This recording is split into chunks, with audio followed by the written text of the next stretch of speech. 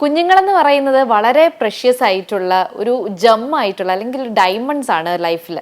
എല്ലാ പാരൻസിനും കുട്ടികളുടെ കാര്യങ്ങൾ എന്തൊക്കെ ശ്രദ്ധിക്കണം എന്നുള്ളത് എപ്പോഴും ഒരു ഡൗട്ട്ഫുൾ ആണ്. അതുകൊണ്ട് തന്നെ ഇന്ന് അതൊക്കെ ദൂരീകരിക്കാനായിട്ട് നമ്മളോടൊപ്പം എത്തിയിട്ടുള്ളത് child development therapist Rashmi ma'am ആണ്. Doctor, welcome to the show. Ma'am, ഇന്ന് എനിക്ക് സംസാരിക്കാനുള്ളത് കുട്ടികൾക്ക് നമ്മൾ ഭയങ്കര സ്നേഹമാണ് കുഞ്ഞുങ്ങളോട്. പാരൻസിന് എപ്പോഴും അവർക്ക് എന്ത് വേണമെങ്കിലും മേടിച്ചു കൊടുക്കാനായിട്ട് നമ്മൾ ശ്രദ്ധിക്കാറുണ്ട്. അവർ പറയുന്നത് എന്തും മേടിച്ചു കൊടുക്കും, അവർ പറയുന്നത് എന്തും ചെയ്തു കൊടുക്കും. അതുകൊണ്ട് തന്നെ ഇവർക്ക് ആവശ്യമുള്ള ടോയ്സ് ആണ് നമുക്ക് എപ്പോഴും വാങ്ങി കൊടുക്കാനുള്ളത്. പക്ഷെ അതിൽ പലപ്പോഴും പല പാരൻസിനും ശ്രദ്ധ കേന്ദ്രീകരിക്കാൻ പറ്റാറില്ല. അപ്പോൾ ഈ ഡേഞ്ചറസ് ആയിട്ടുള്ള ടോയ്സിനെ കുറിച്ചാണ് എനിക്ക് ആദ്യമായിട്ട് ചോദിക്കാനുള്ളത്. എന്തൊക്കെ ടോയ്സ് ആണ് നമുക്ക് കുട്ടികൾക്ക് കൊടുക്കാൻ പറ്റുന്നത്, എന്നാൽ കൊടുത്താൽ ഡേഞ്ചറസ് ആയിട്ടുള്ള ടോയ്സും അത് ഏതൊക്കെയാണ്? ഫസ്റ്റ് നമ്മൾ കുഞ്ഞുങ്ങൾക്ക് ടോയ്സ് മേടിക്കുമ്പോൾ അവരുടെ ഏജ് നോക്കി വേണം വാങ്ങിക്കാനായിട്ട്. ഏജ് അപ്രോപ്രിയേറ്റ് ആയിട്ടുള്ള ടോയ്സ് നമ്മൾ സെലക്ട് ചെയ്യാനായിട്ട് ട്രൈ ചെയ്യുക. ഈ സെലക്ട് ചെയ്യുന്ന സമയത്ത് തന്നെ നമ്മൾ പല കാര്യങ്ങളും ശ്രദ്ധിക്കണം. അതുപോലെ അതിൽ ഒന്നാണ് ബാറ്ററി ഉള്ള ടോയ്സ്, അതിൽ ബാറ്ററി ബട്ടൺസ് ഒക്കെ ഉള്ള ടോയ്സ്. അപ്പോൾ ഒരു 10-11 മന്ത് ഒക്കെ ബേബീസ് ആണെന്നുണ്ടെങ്കിൽ അവർക്ക് ഗ്രാസ്പിംഗ് ആയിരിക്കും കൂടുതൽ, എന്തും ഇങ്ങനെ ഇളക്കാനുള്ള ടെൻഡൻസി കൂടുതലായിരിക്കും. അപ്പോൾ ഈ ഒരു ബാറ്ററി ബട്ടൺ ടോയ്സ് ഒക്കെ നമ്മൾ കൊടുത്തു കഴിയുമ്പോൾ കുഞ്ഞുങ്ങൾ അത് ഇളക്കാനും അത് വായിൽ കഴിക്കാനും ഒക്കെ ഉള്ള ടെൻഡൻസി കാരണം നമ്മൾ അത് ഒഴിവാക്കേണ്ടതാണ് ഏറ്റവും അത്യാവശ്യമായിട്ടുള്ള കാര്യം. അങ്ങനത്തെ ടോയ്സ് നമ്മൾ മേടിക്കാതിരിക്കുക. Second one, bubbles. അതായത് നമുക്കറിയാം, ഇപ്പോൾ വെള്ളത്തിലിട്ട് കഴിഞ്ഞാൽ വീർത്ത് വരുന്ന ബബിൾസ് ഒക്കെ ഇല്ല, നല്ല ഭംഗിയുള്ള, അപ്പോൾ ഈ കളർഫുൾ ആയിട്ട് വരുമ്പോൾ കുഞ്ഞുങ്ങൾ ഭയങ്കര അട്രാക്റ്റീവ് ആയിരിക്കും. അതും കുഞ്ഞുങ്ങൾ വിഴുങ്ങാനും ചോക്കിങ് ആവാനും ഒക്കെ ചാൻസസ് ഉണ്ട്. സോ അങ്ങനത്തെ ടോയ്സുകൾ നമ്മൾ ഒഴിവാക്കേണ്ടത് അത്യാവശ്യമാണ്. പിന്നീട് നമ്മൾ പറയുന്നത് ബലൂൺസ് ആണ്. അപ്പോൾ ഈ എന്ത് കിട്ടിയാലും വായിലിടുന്ന കുഞ്ഞുങ്ങൾ ഒരു ഏജ് ഗ്രൂപ്പ് ഉണ്ട് അല്ലേ. അപ്പോൾ ഈ ബലൂൺ പോലത്തെ കാര്യങ്ങൾ നമ്മൾ കൊടുത്തു കഴിയുമ്പോഴും കുഞ്ഞുങ്ങൾക്ക് അത് വിഴുങ്ങാനുള്ള ചാൻസസ് ഉണ്ട്. അതും നല്ല ഡേഞ്ചറസ് ആയിട്ടുള്ളതാണ്. പിന്നെ ഉള്ളത് മാഗ്നറ്റ് ടോയ്സ് ആണ്. പ്രത്യേകിച്ച് റൗണ്ട് മാഗ്നറ്റ് ആയിട്ടുള്ള ടോയ്സുകളിൽ അങ്ങനത്തെ മാഗ്നറ്റ് ഉണ്ടെന്നുണ്ടെങ്കിൽ ഈ മാഗ്നറ്റ്സ് ഒത്തിരി അവർ കഴിച്ച് അല്ലെങ്കിൽ വിഴുങ്ങി കഴിയുമ്പോൾ അത് ഒരു ഗ്രൂപ്പായിട്ട് ഒരു ചെയിനായിട്ട് അത് മാറാനും അത് ഡീക്കേ ആവാനും ഒക്കെ ചാൻസസ് കൂടുതലാണ്. അപ്പോൾ ഇങ്ങനത്തെ ടോയ്സുകൾ മേടിച്ചു കൊടുക്കുമ്പോൾ നമ്മൾ ഭയങ്കര കെയർഫുൾ ആയിരിക്കണം എന്നുള്ളതാണ്. ഡേഞ്ചറസ് ടോയ്സ് എന്ന് തന്നെ പറയാം. മാത്രമല്ല, അങ്ങനെ എന്തെങ്കിലും സംഭവിച്ചു കഴിഞ്ഞാൽ അതൊരു മെഡിക്കൽ എമർജൻസി തന്നെയാണ്. നമ്മളത് ഹോൾഡ് ചെയ്ത് വെക്കരുത്, പൊയ്ക്കോളും. അപ്പോൾ ചില മിത്തൊക്കെ ഉണ്ടല്ലോ, സ്റ്റൂളിലൂടെ പോകും എന്നൊക്കെ ഉള്ളത്. സോ അങ്ങനത്തെ രീതിയിൽ നമ്മൾ ഇരിക്കാൻ പാടില്ല. നമ്മൾ ഉടനെ തന്നെ മെഡിക്കൽ എമർജൻസി ആയിട്ട് ഹോസ്പിറ്റലിൽ കൊണ്ടുപോയി അത് ട്രീറ്റ്മെൻറ്റ് ചെയ്യേണ്ടത്, അല്ലെങ്കിൽ ഡോക്ടറിനെ കാണിച്ച് കൺഫേം ചെയ്യേണ്ടതും അത്യാവശ്യമാണ്. ഓക്കെ, എന്തൊക്കെ ടോയ്സ് നമുക്ക് കുട്ടികൾക്ക് കൊടുക്കാം, അതായത് അഡ്വാൻറ്റേജ് ആയിട്ട് കുട്ടികൾക്ക് കൊടുക്കാൻ പറ്റുന്ന ടോയ്സ് ഏതൊക്കെയാണ്? ഓക്കെ, അത് നമുക്കൊരു 3 to 6 months എടുക്കാം. അത് എടുക്കുവാണെങ്കിൽ നമുക്ക് പ്ലേ ജിം എന്ന് പറഞ്ഞിട്ടൊരു ടോയ്സ് ഉണ്ട്. അതിലിപ്പോൾ ഹാങ്ങിങ് ആയിട്ട് കുറേ ടോയ്സ് ഇങ്ങനെ കിടക്കുന്നതാണ്. പ്ലേ മാറ്റ് ആണ് നമ്മൾ ഉദ്ദേശിക്കുന്നത്. അതിൽ ഹാങ്ങിങ് ടോയ്സ് ആണ്. അപ്പോൾ അങ്ങനത്തെ ടോയ്സ് നമ്മൾ കൊടുക്കുമ്പോൾ കുട്ടികൾ റീച്ചസ്, അതായത് എത്തിപ്പിടിക്കാനുള്ള ടെൻഡൻസി, ഐ കോർഡിനേഷൻ, ആ ഒരു ഹാൻഡും ഐ കോർഡിനേഷനും ഒരുമിച്ച് വരും. അങ്ങനത്തെ ടോയ്സുകളായിരിക്കണം നമ്മൾ ആ ഒരു ഏജ് ഗ്രൂപ്പിൽ നമ്മൾ കൊടുക്കേണ്ടത്. മാത്രമല്ല, പ്ലേ മാറ്റ് നമ്മൾ കൊടുക്കുന്നത് എന്തിനാ, ഇപ്പോൾ റോൾ ഓവറൊക്കെ ആവാത്ത കുഞ്ഞുങ്ങളൊക്കെ ആണെന്നുണ്ടെങ്കിൽ പ്ലേ മാറ്റ് കൊടുക്കുമ്പോൾ ആ പടങ്ങൾ കാണാൻ വേണ്ടിയിട്ട് കുഞ്ഞുങ്ങൾ തിരിയും. സോ നമുക്കത് റോൾ ഓവറായി. അപ്പോൾ നമ്മൾ ടോയ്സുകൾ കൊടുക്കുമ്പോൾ ഇങ്ങനത്തെ രീതിയിലുള്ള യൂസ്ഫുൾ ആയിട്ടുള്ള ടോയ്സ്, മാത്രമല്ല അവർക്ക് കൂടുതലും സ്റ്റിമുലേഷൻ കൊടുക്കാൻ പറ്റുന്ന ടോയ്സ് നമ്മൾ കൊടുക്കുന്നതായിരിക്കും ഏറ്റവും നല്ലത്. ഓക്കെ, അത് കഴിഞ്ഞിട്ട് ഒരു 6 months കഴിഞ്ഞിട്ടുള്ള കുട്ടികൾക്ക് എങ്ങനെയാണ്? 6 months കഴിഞ്ഞിട്ടുള്ള കുട്ടികളിലാണ് ഞാൻ പറഞ്ഞത് നമുക്ക് ഏജ് അപ്രോപ്രിയേറ്റ് ആയിട്ടുള്ള ടോയ്സ് കൊടുക്കണം എന്നുള്ളത്. ഇപ്പോൾ ഒരു 4 years ആയിട്ടുള്ള ഒരു കുട്ടിക്ക് നമുക്ക് ഈ ഹെലികോപ്റ്റർ, ഈ റിമോട്ട് ഹെലികോപ്റ്റർ, അത് നമ്മൾ കൊടുത്തിട്ട് യാതൊരു കാര്യം, നമ്മൾ മേടിക്കുന്ന ചിലപ്പോൾ 1000-2000 ആ ഒരു റേഞ്ചിലായിരിക്കും. ഈ ഒരു ഏജ് ഗ്രൂപ്പ് എന്ന് പറയുന്ന എല്ലാ കാര്യങ്ങളും എറിഞ്ഞു പൊട്ടിക്കലായിരിക്കും അവരുടെ മെയിൻ ജോലി എന്ന് പറയുന്നത്. അതിനകത്തുള്ളത് അപ്പൊ അതില് ഈ പറഞ്ഞ പോലെ മാഗ്നറ്റ് കാണാം, വയേഴ്സ് കാണാം, LED ബൾബ്സ് കാണാം, ചെറുത്.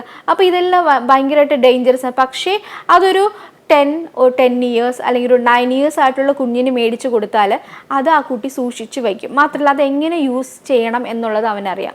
അപ്പോൾ ഈ 4 വയസ്സായുള്ള കുട്ടിക്ക് ഈ ഒരു ടോയ് മേടിച്ചു കൊടുക്കുന്നതും ഈ 9 years ആയിട്ടുള്ള കുട്ടിക്ക് ടോയ്സ് മേടിച്ചു കൊടുക്കുന്ന ഈ ഒരു സെയിം ടോയ് നല്ല ഡിഫറൻസ് ആണ്.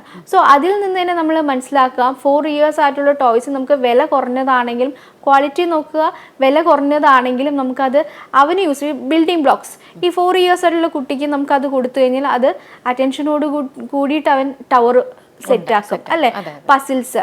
അപ്പൊ അങ്ങനത്തെ ടോയ്സ് നമ്മൾ കൂടുതലും ചൂസ് ചെയ്യാനായിട്ട് ട്രൈ ചെയ്യുക. അല്ലാത്ത ഇപ്പൊ എബോ ഒരു 7 ഇയേഴ്സ് 8 ഇയേഴ്സ് കുട്ടിക്കാണെന്നുണ്ടെങ്കിൽ ഈ പറഞ്ഞ പോലെ ഹെലികോപ്റ്റർ കൊടുക്കാം, ബാസ്കറ്റ് ബോൾ കൊടുക്കാം. അതൊക്കെ അവന് കുറച്ചും കൂടി തിങ്ക് ചെയ്ത്, ക്രിട്ടിക്കൽ തിങ്കിങ് കൂടുതലായിട്ട് തിങ്ക് ചെയ്ത് ചിന്തിച്ച് ഓരോ കാര്യങ്ങൾ ചെയ്യാനും, ക്രയോൺ കൊടുത്തു കഴിഞ്ഞാൽ വരയ്ക്കാനുള്ള ഇൻട്രസ്റ്റ് ഉള്ള കുട്ടികളുണ്ടാവും. അപ്പം അതൊക്കെ നമ്മൾ അങ്ങനത്തെ രീതിയിലുള്ള ടോയ്സ് ആയിരിക്കണം നമ്മൾ കൂടുതലും വാങ്ങിച്ചു കൊടുക്കേണ്ടത്. അപ്പം ഗിഫ്റ്റ് എന്ന് ഉദ്ദേശിക്കുമ്പോൾ നമ്മൾ ഒൺലി ഫോർ ടോയ്സ് അല്ല, ഈ പറയുന്ന പോലെ ക്രയോൺസ് അത് ഒരു നല്ലൊരു ഗിഫ്റ്റാണ്. അപ്പോൾ പഠിക്കാനും കൂടി ഇൻട്രസ്റ്റ് ഉള്ള കാര്യങ്ങളും കൂടി നമ്മൾ മേടിച്ചു കൊടുക്കുക. ക്ലേ പോലത്തെ സാധനങ്ങൾ, ഡഫ് ക്ലേ ഉണ്ടല്ലോ. അപ്പോൾ ഈ 4 ഇയേഴ്സ് കഴിഞ്ഞിട്ടുള്ള കുട്ടികൾക്കാണെന്നെങ്കിൽ അത് വെച്ച് കുറേ കാര്യങ്ങൾ ക്രിയേറ്റീവായിട്ട് ചിന്തിച്ച് അവർ ഉണ്ടാക്കും. സോ ഈ 4 ഇയേഴ്സ് കുട്ടി കഴിഞ്ഞാൽ ചിലപ്പോൾ അത് അവർ ചോക്ക് ചെയ്യാനും ഒക്കെയുള്ള ചാൻസസ് ഉണ്ട്. സോ ഇതൊക്കെ ശ്രദ്ധിച്ച് ഏജും കൂടെ നോക്കിയിട്ട് നമ്മൾ ടോയ്സ് മേടിക്കുക. ഓക്കെ മാം, അതുപോലെ തന്നെ ഇപ്പോഴത്തെ മൊബൈൽ യൂസ് അതാണ് മെയിൻ. കുട്ടികൾ കുറച്ച് സമയം മിണ്ടാതിരിക്കട്ടെ എന്ന് വിചാരിച്ചിട്ട് പാരൻസ് തന്നെ മൊബൈൽ കൊടുക്കാറുണ്ട്. അപ്പോൾ മൊബൈൽ യൂസ് ഭയങ്കരമായിട്ട് കുഞ്ഞുങ്ങളിൽ ഇപ്പോൾ കൂടി വരികയാണ്. എങ്ങനെയാണ് അത് മാറ്റിയെടുക്കാൻ പറ്റുന്നത്? ഓക്കെ, ഇപ്പോൾ മൊബൈൽ യൂസ് എന്ന് പറയുന്നത് ഈ പറഞ്ഞ പോലെ ഒരു അഡിക്ഷൻ തന്നെയാണ്.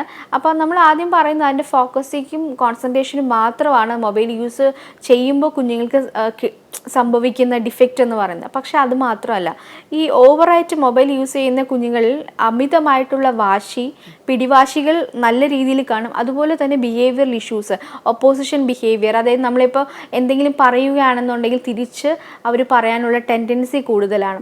മാത്രമല്ല നമ്മൾ മൊബൈൽ ഇപ്പോൾ ഇന്ന ടൈമിനുള്ളിൽ തരണം എന്ന് പറയുമ്പോൾ ചില കുഞ്ഞുങ്ങൾ ചില കുഞ്ഞുങ്ങളല്ല മിക്ക കുഞ്ഞുങ്ങളിലും അതെ ഒരു 5 മിനിറ്റ്സ് 10 മിനിറ്റ്സ് എന്നൊക്കെ പറഞ്ഞ് വീണ്ടും പോസ്റ്റ്പോൺ ചെയ്യും. പക്ഷെ നമ്മളുടെ ക്ഷമ കഴിയുമ്പോൾ നമ്മളത് പിടിച്ച് വാങ്ങിക്കുക ചെയ്യുന്നത്.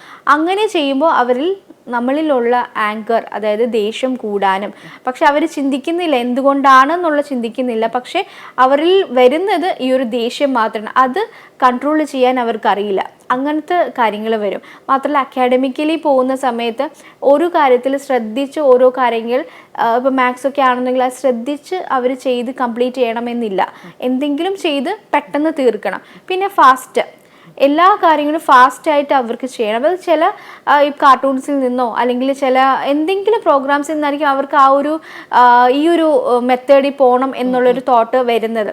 അപ്പോൾ ഈ ഫാസ്റ്റ് കൂടുമ്പോൾ ഇപ്പോൾ എക്സാമിനൊക്കെ നമ്മൾ നേരത്തെ എഴുതി കഴിഞ്ഞിട്ട് നമുക്കൊരു ടൈമുണ്ട് ഇല്ലേ, അപ്പോൾ ആ ടൈമിനുള്ളിൽ നമുക്ക് എഴുതി തീർത്താൽ മതി. പക്ഷേ ചില കുഞ്ഞുങ്ങളിൽ പെട്ടെന്ന് എഴുതി തീർക്കണം ഏതൊരു കാര്യവും. ഫുഡ് കഴിക്കാനിരുന്നാൽ വിത്തിൻ മിനിറ്റ്സിനുള്ളിൽ വാരി വിഴുങ്ങുകയാണ് ചെയ്യുന്നത്.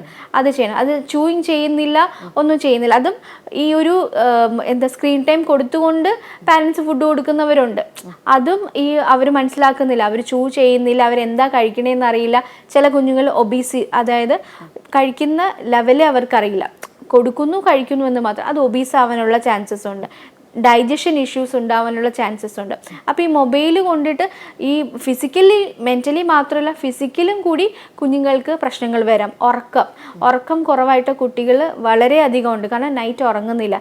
ഈ കിടക്കുന്നതിന് മുന്നേ തന്നെ സ്ക്രീൻ ടൈം യൂസ് ചെയ്തിട്ട് കിടക്കുന്ന കുഞ്ഞുങ്ങളിൽ കൂടുതലായിട്ട് ഇത് കാണാം. അപ്പോൾ നമ്മൾ കൊടുക്കുന്നുണ്ടെങ്കിൽ അത് മാക്സിമം നമ്മുടെ കൺട്രോളിൽ ടൈം വേണം. അത് കൊടുക്കുന്നത് എന്താണ് കുഞ്ഞ് കളിക്കുന്നത്, ഏത് ടൈപ്പ് ഓഫ് കളികൾ, ഇപ്പോൾ പല രീതിയിലുണ്ട് അല്ലേ, ഫ്രീ ഫയർ, അങ്ങനത്തെ പല രീതിയിലുള്ള ഗെയിംസുകളുണ്ട്. അപ്പം ഇതൊന്നും നമുക്കറിയില്ല, പക്ഷേ ഇവർക്ക് ഇതിന് A to Z കാര്യങ്ങളും അറിയാം. മാത്രമല്ല അതിൽ തന്നെ ഔട്ട്സൈഡുള്ള ആൾക്കാരുമായിട്ട് സംസാരിച്ച് കുഞ്ഞുങ്ങൾക്ക് കളിക്കാൻ പറ്റുന്നുണ്ട്. പക്ഷേ നമ്മൾ പറഞ്ഞു കൊടുക്കാത്ത കുറേ കാര്യങ്ങളുണ്ട്. നമ്മുടെ ഐഡൻറ്റിറ്റി, നമ്മുടെ ഡീറ്റെയിൽസ് വേറൊരാളോടുത്ത്, അത് എത്ര പാരൻസ് പറഞ്ഞു കൊടുത്തിട്ടുണ്ടെന്ന് എനിക്കറിയില്ല. നമ്മളുടെ ഫുൾ ഡീറ്റെയിൽസും ചിലപ്പം അപ്പുറത്ത് നിൽക്കുന്ന ആൾക്കറിയാം. ഇവർ കളിക്കുന്ന സമയത്ത് തന്നെയാണ് ഹെഡ്സെറ്റ് യൂസ് ചെയ്ത് സംസാരിച്ച്. ഇത് കുറച്ചും കൂടെ ഒരു ടീനേജിലോട്ട് പോകുന്ന കുട്ടികളുടെ കാര്യമാണ് ഞാൻ ഈ പറയുന്നത്. കാരണം ഈ ഇടയ്ക്കും OPയിൽ വന്ന ഒരു കേസിന് പറ്റിയിട്ട് ഒന്ന് ഓർത്തപ്പോഴാണ് ഞാൻ ഈ സംസാരിക്കുന്നത്. അപ്പോൾ അവന് ഈ കളിച്ചാൽ മാത്രം മതി. അപ്പോൾ അവന് അവസാനം ഇവൻ്റെ ഈ ആങ്കർ കൺട്രോൾ ചെയ്യാൻ പറ്റാണ്ട് വന്നിട്ട് ഇഞ്ചക്ഷൻ എടുക്കേണ്ട ഒരു അവസ്ഥ.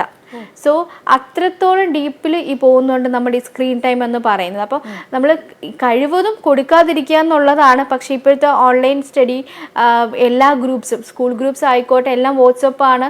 സോ അപ്പോൾ നമുക്ക് കൊടുക്കാതിരിക്കാൻ പറ്റാത്ത ഒരു കണ്ടീഷൻ ആയതുകൊണ്ടിട്ട് നമ്മൾ കൺട്രോൾ ചെയ്യുക. ഇത്ര ടൈം അല്ലെങ്കിൽ ആ രീതിയിൽ നമ്മൾ അവരെ മോട്ടിവേറ്റ് ചെയ്ത് വിടുക എന്നുള്ളതാണ്. മാത്രമല്ല ഇവർ കളിക്കുന്ന കമ്പ്യൂട്ടർ ആയിക്കോട്ടെ, ടാബ് ആയിക്കോട്ടെ, ഇവരുടെ പേഴ്സണൽ റൂമിൽ വെക്കാണ്ടിരിക്കുക. കഴിവതും നമ്മൾ ഇരിക്കുന്നിടത്ത്, ഹാളിൽ അങ്ങനെയൊക്കെ വെക്കുമ്പോൾ ഇവരെന്താണ് കളിക്കുന്നത്, ആരോട് സംസാരിക്കുന്നു, ആർക്ക് മെസ്സേജ് ഇടുന്നു, ഇതൊക്കെ നമുക്ക് അറിയാൻ പറ്റും. അപ്പം ഈ കുറേ കാര്യങ്ങൾ ഈ മൊബൈലിൻ്റെ പറ്റിയിട്ട് നമുക്ക് ശ്രദ്ധിക്കേണ്ടതായിട്ടുണ്ട്. അപ്പോൾ കളിപ്പാട്ടങ്ങൾ എപ്പോഴും നമ്മൾ കൊടുക്കുമ്പോൾ അതും ശ്രദ്ധിക്കണം. പണ്ടത്തെ കാലമല്ല, ഇപ്പോൾ കളിപ്പാട്ടമാണ്. മൊബൈൽ ഫോൺ പോലും കുട്ടികൾക്ക് കളിപ്പാട്ടമായിട്ടാണ് മാറിക്കൊണ്ടിരിക്കുന്നത്. അപ്പോൾ അതിൻ്റെ ഡിഫക്റ്റും ഡിമെറിറ്റ്സും മെറിറ്റ്സും ഒക്കെ ആയിരുന്നു നമ്മളിപ്പോൾ സംസാരിച്ചത്. ഇനി മറ്റൊരു കണ്ടന്റുമായിട്ട് വീണ്ടും എത്താൻ. Thank you.